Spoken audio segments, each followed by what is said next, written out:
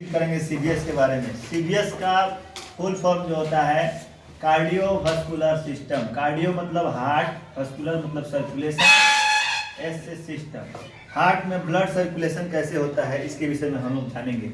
उसके जानने के पहले हम लोग जानेंगे हार्ट क्या होता है। हार्ट जो है एक हॉलो ऑर्गन्स है जो कार्डिक मसल फाइबर का बना होता है और हार्ट का जो वजन होता है, वेट होता है, वह 250 ग्राम फीमेल में, 300 ग्राम मेल में होता है। और इसका साइज जो होता है 12 × 9 × 6, यानी कि length, width and thickness. 12 length हो गया, विड्थ जो हो गया इसका 9 सेंटीमीटर और थिकनेस जो हो गया 6 सेंटीमीटर होता है। हार्ट के बाद हम लोग इसका डील करेंगे हार्ट में ब्लड सर्कुलेशन कैसे होता है, हार्ट का लेयर कितना होता है, हार्ट में चेंबर कितना होता है। तो हार्ट में हम 4 चेंबर पाया जाता है।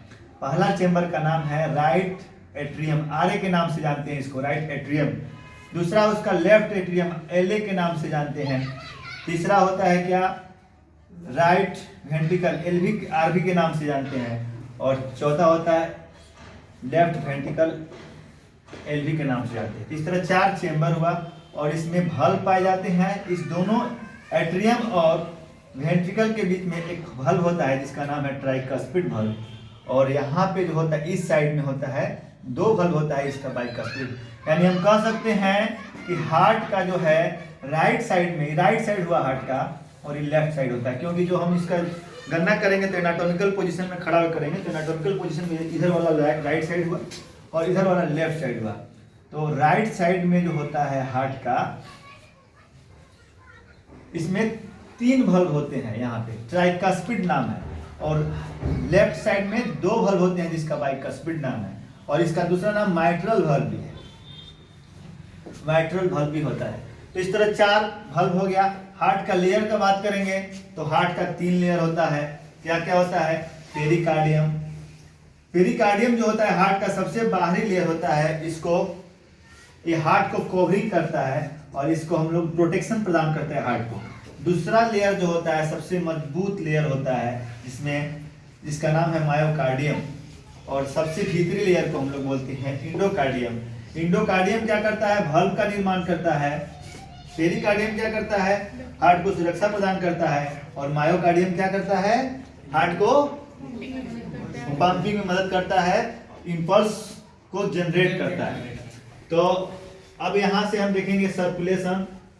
हार्ट में जो होता है हम लोग सर्कुलेशन जो देख रहे हैं इसका inferior vena cava. Inferior vena cava का मतलब होता है कि सबसे पहले जितने भी इंफेरियर वेना कावा में आते हैं, लेग्स से आने वाले और stomach, intestine, large intestine, small intestine, जितने भी वहां से वेन, 2 तो रास्ता होता है हार्ट में ब्लड सर्कुलेशन के लिए। एक होता है वेन और एक होता है आर्टरी, कैपिलरी। आर्टरी में क्या होता है, O2 वाला ब्लड कैरी होता है और वेन में जो होता है CO2 वाला ब्लड कैरी होता है। तो यहाँ पे हम लोग अभी CO2 वाला ब्लड गया और कैसे प्यूरिफाई होकर निकला इसके बारे में हम जानेंगे। हार्ट का जनरली काम क्या है, ब्लड को सर्कुलेशन में मदद करना।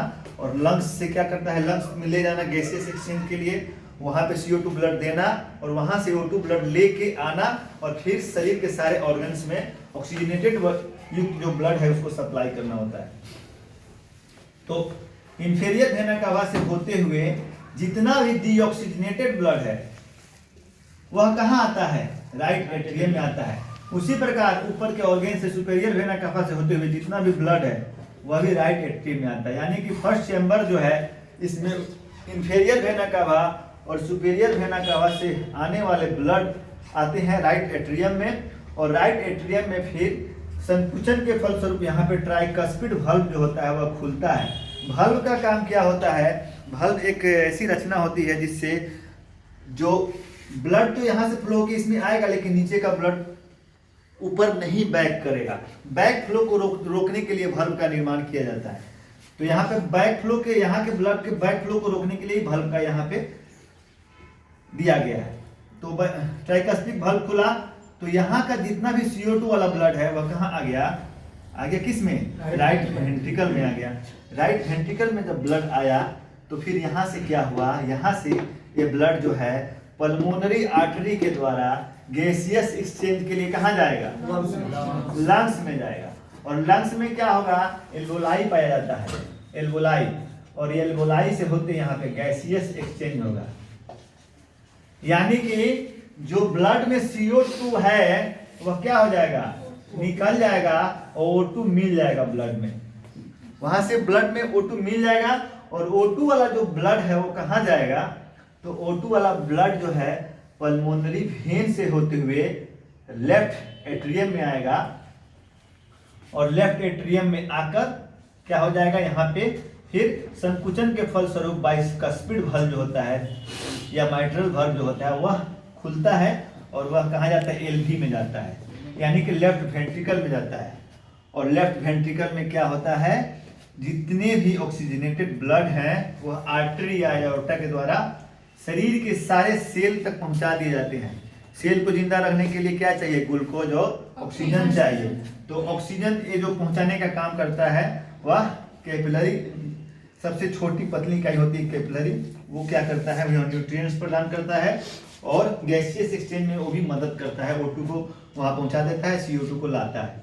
अब यहाँ पे हम बात करेंगे राइट एट्रियम में जो होता है सुपेरियर वेना कावा के पास ही एक SA नोड पाया जाता है, जिसको हम लोग नेचुरल पेसमेकर भी बोलते हैं।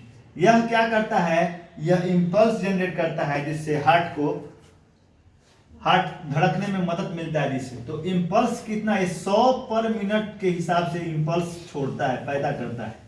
और यहाँ से यह इंपल्स जो कहाँ पे आता है, यहाँ पे होता है AV नोड, AV नोड के पास आता है। फिर AV नोड से यहाँ पे दो जो आए हुए हैं बंडल ऑफ फिश, दो होता है, राइट बंडल ऑफ फिश और लेफ्ट बंडल ऑफ फिश। यहाँ से फ्रिकिंजेज फाइबर के द्वारा जो मायोकार्डियम हार्ट के सेकंड बीच वाला लेयर होता है इसमें पाया जाता है, वहां से जो है करंट जो जनरेट होता है वो हार्ट के पंपिंग में मदद करता है। तो यह हो गया हार्ट। तो पोच करो।